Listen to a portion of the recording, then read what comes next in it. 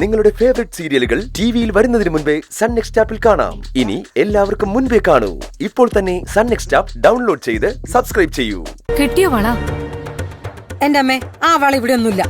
തെരഞ്ഞ് എന്റെ നടു വിളിക്കും. അവൾ അത് വല്ലവർക്കും കൊണ്ടുപോയി കൊടുത്തു കാണുന്നേ. ഇന്നലെ കിടക്കുന്ന നേരത്തും വള അവളുടെ കയ്യിലുണ്ടായിരുന്നതാ. അത് ഞാൻ വ്യക്തമായി കണ്ടതാ. എന്നാ പിന്നെ രാത്രി വല്ല ഗന്ധർവ സഞ്ചാരം ഉണ്ടായി കാണും. വല്ല ഗന്ധർവന്മാരും വന്ന് ഉറങ്ങിക്കിടക്കുന്ന അവളുടെ കയ്യിന്ന് വള ഊരിയെടുത്തോണ്ട് പോയി കാണും.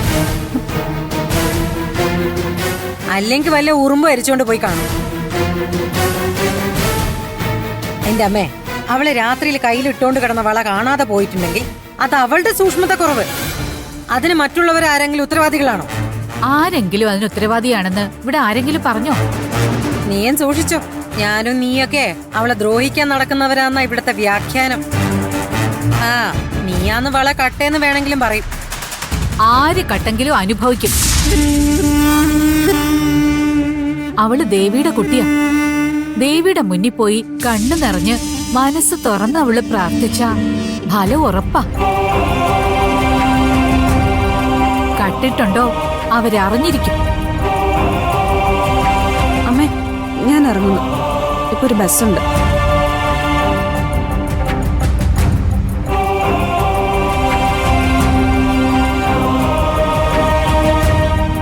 ഞാൻ അതല്ല ആലോചിക്കുന്നേ.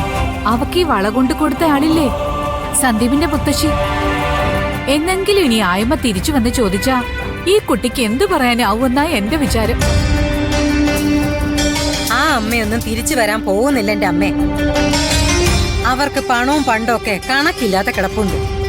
അതീന്നൊരു വള ആരുടെയെങ്കിലും കയ്യിലിട്ട് കൊടുത്തു എന്ന് വെച്ചാ അവരതും ആലോചിച്ചോണ്ടിരിക്കുവോ? അവര് വരും, നീ കണ്ടോ. അതിനു മുമ്പ് എങ്ങനെയെങ്കിലും ആ വള കണ്ടുപിടിക്കാൻ നോക്ക്. ആ വള ഈ വീട്ടിലില്ലമ്മേ. ഉണ്ടെങ്കിൽ ഇതിനകം കിട്ടില്ലേ?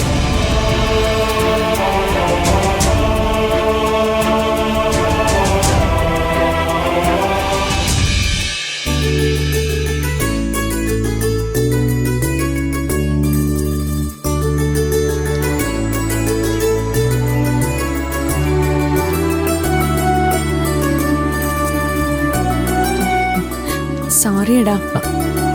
എന്തിന്? ഞാൻ നിന്നെ അവോയ്ഡ് ചെയ്തില്ലേ, ബ്രേക്കപ്പ് ചെയ്യാൻ ശ്രമിച്ചില്ലേ, അതിനൊക്കെ. വീട്ടിലെ കല്യാണം ആലോചിക്കുന്നല്ലേ താൻ പറഞ്ഞത്? അത് സത്യമായിരുന്നു. അതിന്റെ പേരിൽ അമ്മയുടെ പ്രഷറും ഉണ്ടായിരുന്നു. അതുകൊണ്ടാ. ഇപ്പോഴോ? ഇല്ല, ആ കല്യാണത്തിന്റെ കാര്യത്തിൽ ഒരു തീരുമാനം ആയിട്ടില്ല. അത് മാറിപ്പോയതുപോലെയാ. ഓ, അപ്പോ മാറിപ്പോയില്ലായിരുന്നെങ്കിൽ താൻ ഈ വഴിക്കൊന്നും വരില്ലായിരുന്നു അല്ലേ? നീ ഒരുമാതിരി മെയിൽ ഷോവനിസ്റ്റിനെ പോലെ സംസാരിക്കല്ലേ. മെയിൽ ഷോവനിസ്റ്റ് അല്ലേ? ഒന്ന് മനസ്സിലാവുന്ന ഭാഷയിൽ പറ. ഇതാണ് മെയിൽ ഷോവനിസ്റ്റ്. ഇനിയിപ്പോ അതെന്താണെന്ന് നീ ചോദിച്ചേക്കും. പറഞ്ഞുതരാം. ആണുങ്ങളുടെ പൊങ്ങച്ച. കോളേജിലൊക്കെ പോയിട്ട് എന്താ പ്രയോജനം? ഒരു വക നേരെ പഠിക്കില്ലല്ലോ. അത് ഞാൻ ആണുങ്ങൾ സംസാരിച്ച അത് എന്താ? Mail chauvinism. പെണ്ണുങ്ങള് ബ്രേക്കപ്പ് ആയ. അല്ല, അങ്ങനെയല്ലേ ആണുങ്ങളെ തേച്ചിട്ട് പോകുമ്പോ നിങ്ങളൊക്കെ പറയുന്നത്? അത് സാഹചര്യത്തിന്റെ സമ്മർദ്ദം. ഇഷ്ടപ്പെടുന്ന പെൺകുട്ടികളുടെ മുന്നിൽ തേഞ്ഞു തീരാൻ വേണ്ടി ആൺകുട്ടികളുടെ ജീവിതം വീണ്ടും വീണ്ടും ബാക്കി. സോറിയടാ, നമ്മൾ ഒരുപാട് നാളുകൂടി കാണുന്നതല്ലേ. ഇങ്ങനെ കുത്തി കുത്തി സംസാരിക്കാതെ നല്ലതെന്തെങ്കിലും പറ. കുത്തി തുടങ്ങിയത് നീയല്ലേ, നല്ലത് നിനക്കും പറയാലോ. നീ എന്നെ ഒഴിവാക്കിയപ്പോ ഞാൻ അനുഭവിച്ച മനോവേദന എനിക്ക് മാത്രമേ അറിയൂ. ക്ഷമിച്ചു കളയടാ. ഞാൻ നല്ലൊരു കാര്യം പറയാം. ഈ സെമസ്റ്ററും അടുത്തൊരു സെമസ്റ്ററും കൂടെ കഴിഞ്ഞാ എന്റെ കോഴ്സ് കഴിയും. അത് കഴിയുമ്പോ വേണമെങ്കിൽ നിനക്ക് എന്റെ വീട്ടില് കല്യാണം ആലോചിച്ച് വരാം. അച്ഛന്റെ സമ്മതം കിട്ടാൻ വലിയ പ്രയാസമൊന്നുമില്ല. പക്ഷെ അമ്മയുടെ സമ്മതത്തിനാ പ്രയാസം. അമ്മയ്ക്ക് എല്ലാം ബോധ്യപ്പെടണം. പയ്യൻ, കുടുംബം, ചുറ്റുപാട് എല്ലാം. നിന്റെ കാര്യത്തിൽ അതിനൊന്നും പ്രയാസം വരില്ലെന്ന് എനിക്കറിയാം. എങ്കിലും ഒന്ന് പറഞ്ഞേ ഉള്ളൂ. കോഴ്സ് കഴിയട്ടെ, എന്നിട്ട് നമുക്ക് പ്ലാൻ ചെയ്യാം.